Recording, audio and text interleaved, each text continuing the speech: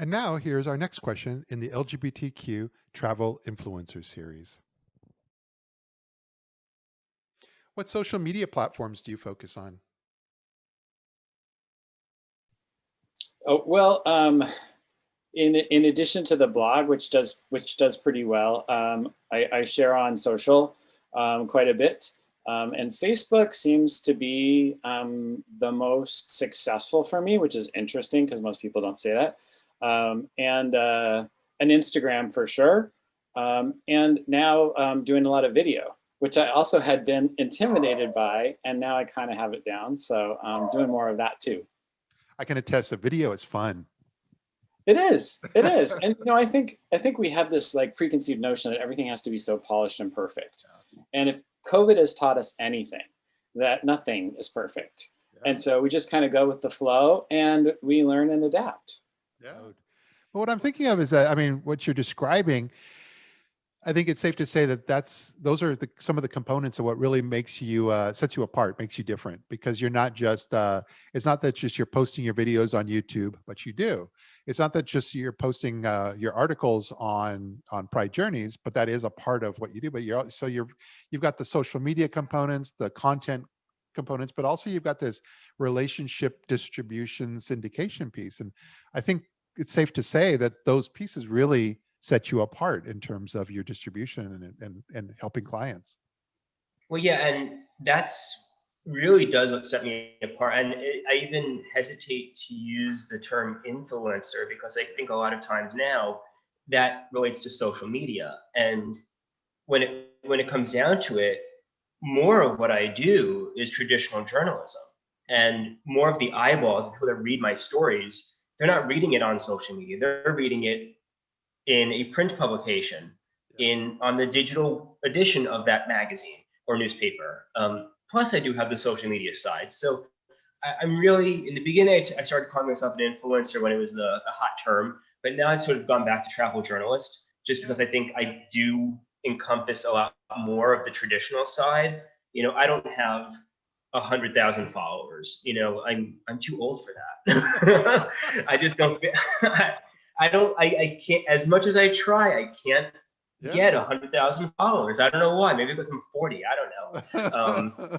But I didn't start early enough. Yeah, but on Instagram, that's a whole other subject. But that's like, because you can only follow 7,500. So having that cap means that you've got to be very interesting and enticing, and to be able to get more people following you than you're following, which is not always the easiest thing to do. So that's why, everybody wants to be a Kardashian, but it's good. It's not all that easy. Yeah. I reached 14,000 and I sort of capped. I leveled off. I was like, I don't know what I'm doing. I'm going to post more shirtless photos. Those seem to work.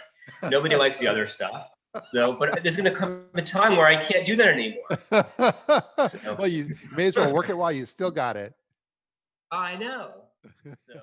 Well, I definitely say Twitter is one of my favorite, and that's where I do a lot of my live postings is on Twitter. Yeah. And then Facebook and Instagram, it's a little bit more curated, where I take a little bit more time and trying to determine what images or what story I want to tell on those platforms. YouTube, I'm starting to do a little bit more YouTube. YouTube's a little bit more involved because it's outside my comfort zone. It's all the video editing and all that kind of stuff. But, it's amazing how our smartphones have evolved over the last 20 years, even 10 years. And it's just so much easier to do that video editing on the fly. And so I'm getting a little bit more comfortable posting those stories on YouTube. So yeah. Right now, it is the strongest ones that I would say are first of all Instagram. I cleared the 10,000 mark this year, and that officially made me an influencer. Yes. But secondly, interestingly enough, it's LinkedIn. Okay. That I don't necessarily treat that as like a travel thing, but whenever something good happens or an article, I put that there and it works really well. Yeah. I was on Twitter first, and I just joined Vero, which is more of an Asian, Eurasian thing. Yeah. But and I just joined Reddit literally like a few months ago. Oh yeah. I know. Reddit's a whole crazy space. So Reddit is a whole crazy thing, man. Yeah, I mean, like Instagram, I found is so polite. Same thing with Twitter, but man, if you're on Reddit, pull up your sleeves because you're really gonna be, you're ready for a fight. Yeah, especially in 2020. Yeah, on the devil makes work for idle. That was great. So now go to the description and click on the link for the next question in our travel influencer video series.